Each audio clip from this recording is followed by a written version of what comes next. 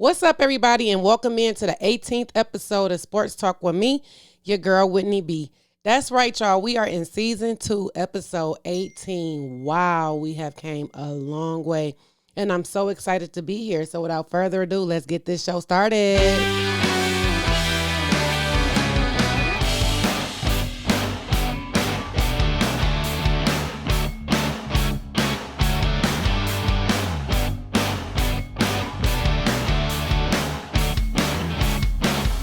And again, welcome into the 18th episode, season 2. I cannot believe, y'all, we have been doing this for so long. Like, I don't know, I won't even say so long like it's been 10 years, but it kind of feel like it. And like I was explaining last week, I am moving into just revamping the show, revamping the website, and doing some new things. So season 3, I'm bringing it to y'all. It is going to be cool. It is going to be great. And I'm excited. I'm always excited. I've been excited since season 1, but I'm super excited to bring season 2. And I want to say this again. If you are a woman and you are interested in sports, you love sports like me, or you're interested in learning sports and you listen to my show, please reach out to me. Let's collaborate. Let's do some stuff. I want this to go long form for women. This is for women, even though I have men listeners, and we appreciate you guys. I appreciate you guys for coming, and I love all the men that reach out to me and want to be on the show as well. So there is space for you, and you will eventually come on, but I want this show to grow with women and this really be a woman driven sports outlet. So let's jump right in. I'm gonna start with Brittney Griner. So y'all, I have mentioned this a few times that she is detained over in Russia. Still, she's been detained since February 17th for having a vape cartridge, some hashish oil they found in her luggage, which over there in Russia is supposedly illegal. So she was flying back home. I would assume it was ahead of the war that's currently still going on with Ukraine. A lot of Americans was trying to get out of Russia, and unfortunately they detained her. Well, rumor is that the U.S. is trying to get her released and stating that her her reason for being in jail is kind of illegal over there, which it is, but they want the U.S. to release one of theirs before they are willing to release Brittney, which I haven't seen anywhere where they're stating who the person is, but I'm sure it's somebody who did something way worse than having a vape cartridge in their luggage. So I'm hoping that this is what's putting the U.S. at a standstill, and they don't got our girl just sitting over there playing Russian roulette with her life, because who wants to go through that? But anyway, the update is her detention was extended. She's supposed to have pretrial detention. She was supposed to get out, I believe, like last week or this is early this week. So I would say maybe Friday or sometime last week, but she wasn't. It was extended. Now she will be in custody through July 2nd. So I would just say continue to keep her in your prayers, guys. This has got to be something that is hard, you know what I'm saying? Being in jail and then having to be in jail in a different country where they treat her like shit because she American. And it's like, I just hate that, her as a WNBA player here in the States and over in Russia or wherever else, these women go and they ball. It just sucks that they have to do that. I know that there's men that go overseas as well, but it's not quite the same. It's not, he playing the NBA here and he plays for, no, it's not the same. And it's just women's sports, hopefully down the line, will start getting the advertising and the backing and everything it needs. So when you do make it here in the States, you can avoid things like this. But also for the women who don't make it, and going overseas is what's best for them. I just hope that something gives where this isn't a fear for them to go somewhere else, or if this is something that they do, they're not just being detained for ignorance and things like that. especially when things could be avoided. And two, guys, not to say that she is just totally innocent. She did have the oil in her cart. I mean, in her luggage. So make sure you know the rules. You know what's going on. Don't. We be wanting to get away with murder, but we got to follow the rules at times too. So I'm just saying, keep her in your prayers. I know she ready to go. Her wife want her to be out.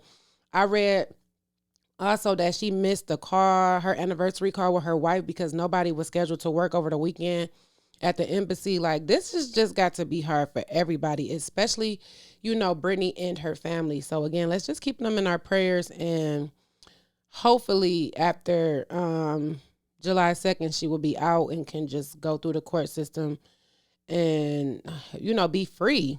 She's facing like 10 years. They're saying this is like a big drug trafficking violation. So I'm praying for Brittney and you guys too. Let's continue to keep her lifted up in our prayers.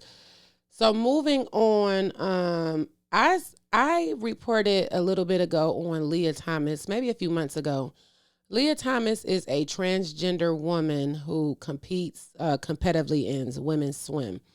Now, Leah, before transitioning, was always into swimming as a boy. But as a boy, Leah sucked. I'm not saying that this is why Leah transitioned. I'm just giving y'all a little back story. And you can go and listen to the show and get a little bit more information, my previous show. But for all you guys who don't know, Leah competed competitively, was a competitive swimmer as a boy before transitioning to a woman and continuing to swim. Well, as a boy, Leah sucked. And once Leah got back into swimming as a girl, started kicking ass. Well, that kind of made people like me and other people, especially the swimmers, a little hot under the collar because, wow. Like, it's really not fair. Like, my stance on things completely then and now is I think that they need to have a transgender league for people like Leah who wants to compete, because I don't think that it's fair to say, oh no, you can't compete. Like, you know what I'm saying? It's all over because you are a woman, now a woman.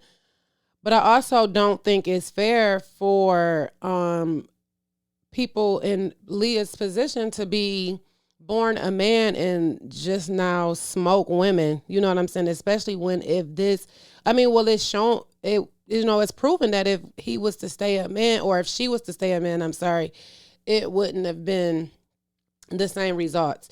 So, FINA, F-I-N-A, they came out over the weekend and basically said that it was not fair for Leah to continue to compete. So, Leah is now banned from being a competitive swimmer against other women. According to the organization, you can't compete. Any transgender person cannot compete if they started competing, going through their transition at 12 or older. I felt like that made sense, which is nowadays, these kids are younger and younger, going to their parents and stating they feel different anyway. So it wouldn't put anything past me if it was somebody trying to come out and transition prior to 12. So I get that. I think at 12, your body do develop. You started, especially as for a man, you start getting your muscles, voice start getting deep and all of that. I could just, remember being raised with my two brothers and how, especially my youngest brother, we grew up so close together. I saw, his transition between boy and a man. It was like one day he just woke up with big ass feet and a deep voice. And my mind, we all were like, wow, who is this kid and where did he come from? So I think that that's fair. Personally, I also just feel like we're at a time where now they're, starting so many new things and working with so many new organizations to where they should find some kind of outlet for transgender people in sports, because it's kind of singling them out as well. It's like a double-edged sword. So I do sympathize and empathize with I'm sorry, not empathize because I'm not transgender, but I do sympathize with Leah. And I do feel, sorry because it's probably like, oh my God, swimming is being taken away from me. But if, at some point in the world, we can come to a conclusion that this is something that should be done as far as getting a transgender league going, then, that will open the door for not only Leah, but maybe a lot of people who struggle with coming out, because what does that mean for their position in sports and, what they love? Like, me being a woman, I love football and they do have women leagues, but it's like, if I transition, do I really think I would become a man player? Like, no, I would still get my ass swallowed. So, if you had to ask me my opinion, it would be, let's make a league for people like Leah and, everyone who still wants to have their rightful place here in the world and do what they love, because we should always be able to do that. So we'll see what's next. We will definitely see what's next. Now, I'm gonna roll to Deshaun Watson next, because the last thing I wanted to hit on today is going to be a little long form, and I have some questions to raise. So let's get an update on trifling Deshaun Watson. Last week, guys, I gave you guys an update. I told you that it was more women joining the lawsuit, and his lawyer, Rusty Harden, came out and said that happy endings weren't illegal. Well, I think that's what really, hold on, let me take a sip of my water.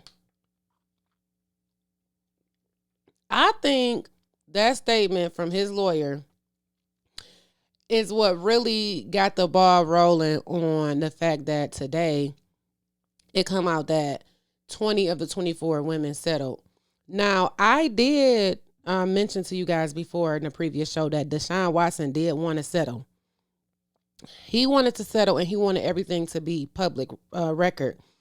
The women, however, did not want it to be public record. So this has been dragged on for now over a year. Well, finally, he settles with 20 of the 24 women. And it is going to be sealed. The original filer, number 1 of 24, she is actually still number 1 of 4 ladies that's going through, the case. Now, this is going to continue to be civil. 2 grand juries have already, came to the conclusion that this will not be a criminal case. But it's like, okay, you already settled. It's going to be more money, right? You know what I'm saying? Like, this is what civil it is, He's not going to jail. So eventually these other 4 women will get money too. I now am a little confused at, okay, so why not just settle? Like, what more do you want? Because like, what's going to happen to him, right? Is my question. But it's just really all weird, because the NFL has done nothing, like absolutely nothing, since the start of last season, when they said that Deshaun Watson could not speak about this until after the Super Bowl. Well, the Super Bowl has came and went. Some stuff has now come out, and it's still like the NFL is now like, oh, well, we're going to figure out what we're going to do. We're going to do an investigation. But where was this all season, or even all last year before the season started? Because I believe Sports Talk with Whitney B started in March. So Deshaun Watson, like, this started when my show started. And I've been reporting on it ever since. Like, every time we can get an update, I give you guys an update. So I'm just confused a little bit at where the hell is the NFL? Like, oh, that rhymed. I could be a rapper. But furthermore, what is it? Like, what's going on? And what happens to future massage therapists in the NFL that goes through this with somebody else that's not Deshaun Watson? Like, are you guys doing anything? Because what it looks like I said last week, is somebody on that Houston Texans team needs to be fired as well. Somebody knew something. this was some cover up, which seemed to have now went bad when Deshaun Watson expressed his want to be out of Houston. All of this to me, and I'm sure a lot of other people out here, feel the same way. Deshaun Watson expressed want out. He want out, and now boom, the owner's neighbor is representing all these women who are being sexually harassed during, therapy sessions. Somebody knew something. And now it's like, it's more women that may come out there saying, and I'm at this point, if he's settling, it's probably going to be more women that's coming out now because he's giving up the money. Something that nobody saw coming. He wanted to fight it and blah, blah, blah. I personally think he's settling now because he want to play. He spent all last season on the bench, and he could still be facing suspension. But to be honest, I think the NFL is being lazy. They're dragging their feet, and they don't know what they're going to do. I don't think that the deal between the Browns and the Texans should have went through that trade until they figured this situation out.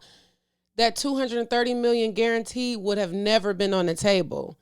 You know what I'm saying? It's still questionable. Like, you still got Baker Mayfield somewhere in the corner trying to figure out what's going on. Nobody's going to want to trade for him.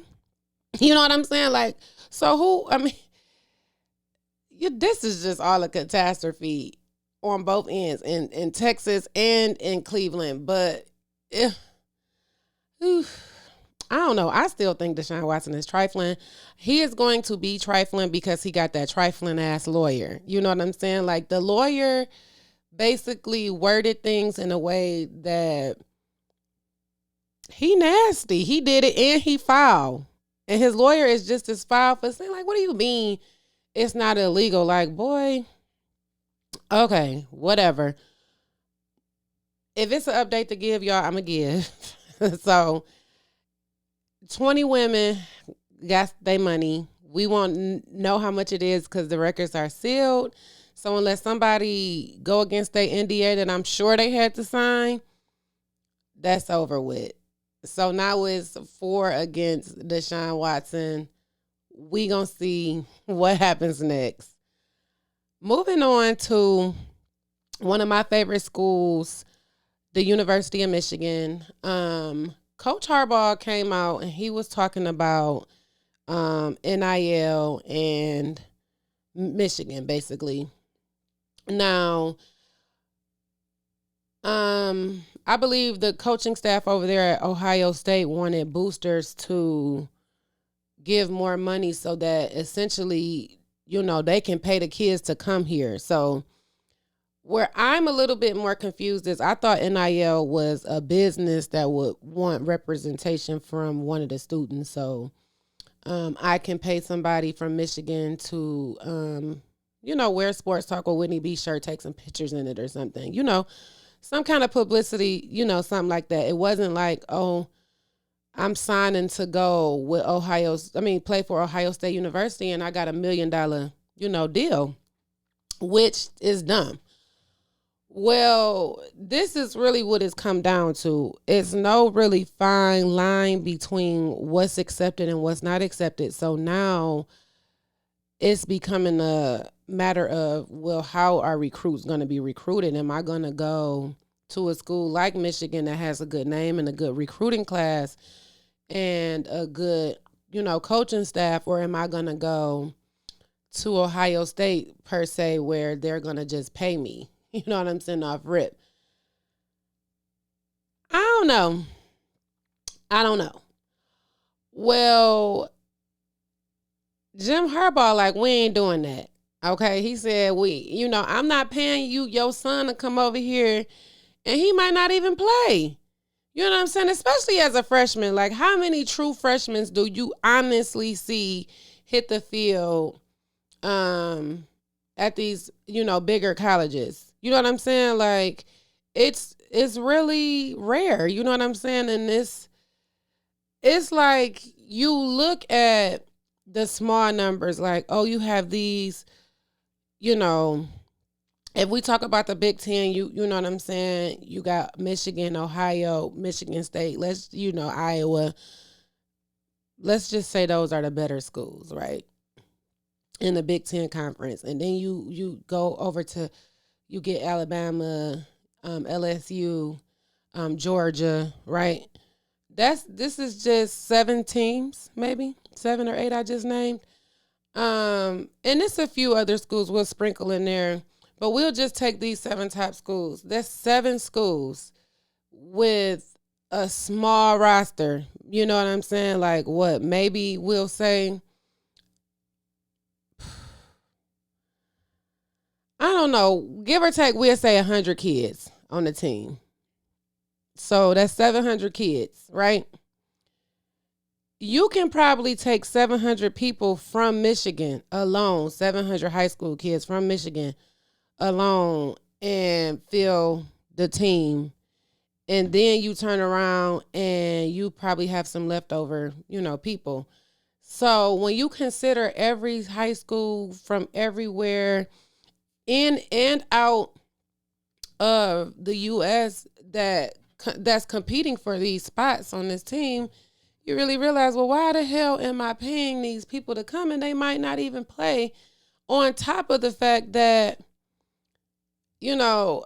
how then does that work? Like, if everybody want to go to Ohio State University, how do they pick these recruits based on what? Because you can't just pay everybody.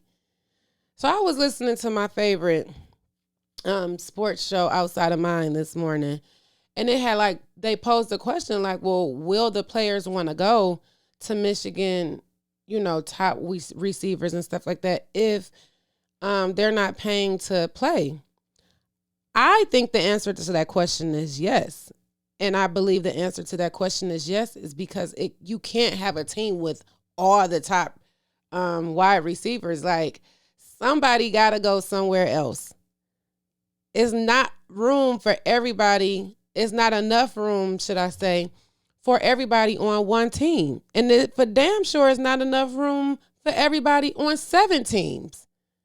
So I think Michigan will continue to still be in a good position as far as recruiting. I believe it just may be a little bit more challenging in the talks when he has to go and sit down with these players or talk to these players and let them know the value to come to Michigan. You're going to get the deal. You're going to get the looks. People are going to acknowledge you. It's just going to be the fact of it's not going to be upfront. Like, you have to work. You have to prove that you're worth this to be able to then, move ahead and get these deals and ultimately get in a position to get in the NFL and get what you really want, because it's already slippery to me, like I told you guys before as well. Like, y'all throwing these money at kids who's never had anything. Some of these kids come from money, but I guarantee you 70% of them don't. So you throwing this money at them and without financial literacy courses and expecting for them to focus on the reason they're there.